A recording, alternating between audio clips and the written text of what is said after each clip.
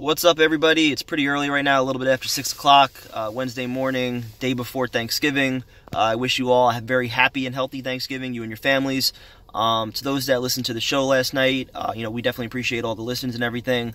But of course, I got to take Tyson and Joe to task a little bit as, for the second consecutive show, we bring up my boy Mikey Mac, and we fail to acknowledge any of his successes as we repeatedly call for him to be fired, which, for me, it just doesn't really make a whole lot of sense.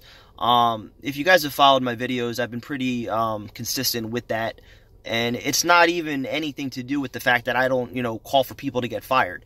I do try to show patience. I do try to give, the guys in those positions an opportunity to show that they can succeed. I tried to give Bowles every opportunity to show that he could succeed, and he completely failed.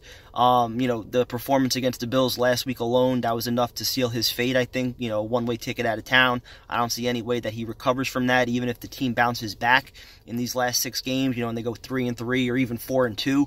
I don't think that's going to be enough to wash away some of the regression that we've seen this year on both sides of the ball.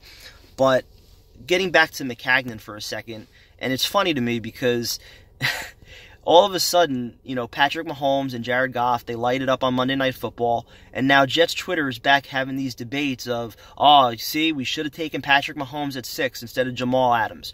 First off, I'm incredibly happy with Jamal Adams with that pick. You need a leader on your defense. You need a face on your defense, a vocal leader. I'm fine with Jamal Adams there. And people that are saying, Maccagnan just got lucky that the team was still bad and he was able to trade up, in the following year. No, he was scouting those quarterbacks for 2 years. Read anything on the subject. He was scouting those quarterbacks in what was considered to be the best class in a decade. He was scouting those quarterbacks for nearly 2 years. And, of course, the year before, they decided to completely tear it down and do a rebuild. He knew he was going to be in position for one of them, and he knew he had the trade assets to be able to move up if they weren't. All right, so let's knock off all the Mahomes stuff before we, get into anything else. So that's the first part of it. I'm happy with Jamal Adams. I'm happy with Sam Darnold. Patrick Mahomes was sitting on the bench his first year. Jared Goff, people were calling him a bust his first year. Same thing with Trubisky. Both of those guys actually need coaching changes, which is pretty clear. The Jets need coaching changes as well. Jeremy Bates isn't getting enough, out of this offense. We don't have the pieces yet. So, again, you can point to Maccagnan and say, why don't we have the pieces? That's very fair. All right, that's very fair. He has not done a good job in the mid-rounds. All right, but notice that I acknowledge that. Okay? When I put my argument together for why Maccagnan should still be the general manager of the Jets for 2019, I acknowledge he has not done a good job in the mid-rounds, okay? But when the other side of it that says, Maccagnan should be fired, we don't acknowledge anything good that he does. We don't acknowledge any of the first-round picks that he's nailed. We hear the excuses instead. You should have hit on that pick, right? The player fell into your lap. Not that we boldly traded up to be in position to get Sam Darnold. No. We hear he fell into our lap. Same thing with Jamal Adams, even though 5 other teams passed on him. Same thing with Leonard Williams, even though, first pick, Jameis Winston. Second pick, Marcus Mariota. How are those guys doing? Look at some of the Giants' first-round picks. Eric Flowers, Eli Apple. It's not easy to hit on the first round no matter where you're picking. It's not easy. You still have to make the pick. Even if a guy falls into your lap, you still have to make the pick. All right, so to take away credit for dominating the first round just because you think some guys fell into his lap, I think that's completely ridiculous. All right, and that's the first part of it. All right, then we go to the middle rounds. Yeah, I've acknowledged it every single time I've done a video on Mike Maccagnan. He's had more misses than he's had hits, but he also has Marcus May. He also has Jordan Jenkins. Nathan Shepard's looked okay this year, not putting up numbers, but for what his role is, he's looked all right. Potential starter on defense. That's fine for a third-round pick. Chris Herndon, weapon at tight end. Eli McGuire, 6th-round pick, running back. These are guys that, are they superstars? No. But with better coaching, are these some good pieces to have? Absolutely. All right, but we don't acknowledge them. We don't say anything about them. We don't say a damn word about them. What about Robbie Anderson, undrafted free agent? That makes up for the Devin Smith pick in the 2nd round. We don't say a damn word about him. A better coach? Imagine Robbie Anderson in that Chiefs defense. I'm sorry, in the Chiefs offense with Mahomes. Imagine him with them. Imagine the numbers he'd be putting up with them. You're saying coaching doesn't have anything to do with it? Like, come on. Look at some of the trades. We don't acknowledge the trades either. Tyson, Joe, right? We're calling for Maccagnan to be fired, all because of mid-round picks and a few signings that haven't worked out, that, by the way, he structured those deals so he could get out easily from. You know, the Revis, the Wilkerson deal, even the Tremaine Johnson deal, which is crazy to me that everybody's calling him a bust already.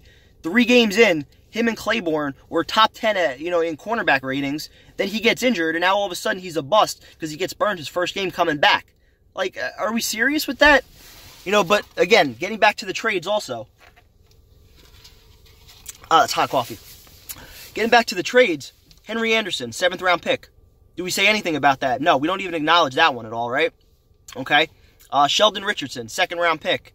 You also get Jermaine Kearse thrown in, 60 catches last year. By the way, that 2nd round pick also got you Sam Darnold. Do we hear anything about that trade anymore? No. Demario Davis, we got him for Calvin Pryor. Do we hear anything about that trade? No. We replaced him also with a younger, faster version with Avery Williamson. Pretty good signing. Do we hear anything about that? No. Mo Claiborne, he's been good. 1-year deals. We don't hear anything about that signing. Who else? We got Darryl Roberts. Claimed him off waivers a few years ago from the Pats. He's been solid. Filled in pretty well when Tremaine Johnson was out. Don't hear anything about him. You know, Teddy Bridgewater, we signed him. Trade him for a 3rd round pick. Do we hear anything about that trade? No. Right? We only hear about the mid-round picks and a couple signings that haven't worked out, even though we still have $100 million to spend next year. So that's your argument for firing Maccagnan. What a goddamn joke. Bring a little bit more to the if you're gonna ask for Mike Maccagnan to be fired, at least present all the facts. Don't sit there and just say, oh, well, he's missed on his mid-round picks, and he's had a few bad signings, so he should be out the door. Let's blow it all up again, because that's worked so great in the past, right? Let's blow it up every 4 years and keep the cycle going. We finally have a general manager who has a vision, who has a plan for where this team is going. And what, we're going to blow it up before he even gets to see it through? He saved all this cap space with a vision for 2019 to build around the quarterback that he knew he was going to be able to get. And now we're going to tear it down? That's when we're going to tear it down? What a friggin' joke. I'm so glad this season's almost over. 6 more games. Honestly, I don't even care how it ends. I just care that Darnold finishes it off healthy, finishes it off strong. That's the only thing I care about. Getting Darnold out of this season healthy, and then finding an offensive-minded head coach that can help get it to the next level, that can help get these players to the next level. And by the way, with Maccagnan also, funny that we didn't mention the report from Manish Mehta the other day about how John Morton, right, that pick with our Darius Stewart, that was 110% John Morton's pick. John Morton was banging on the table. He wanted our Darius Stewart. Well, Maccagnan gave it to him. How did it work out? Now, again, does Maccagnan deserve some fault for that? Absolutely, because it stops with him, right? He has final say. He makes the picks. But I think there is something to be said about a general manager that's willing to work with his coaching staff to bring in certain guys, okay? And if you don't think that has any effect on certain guys that are picked as far as what the philosophy is and things like that, then you're out of your mind.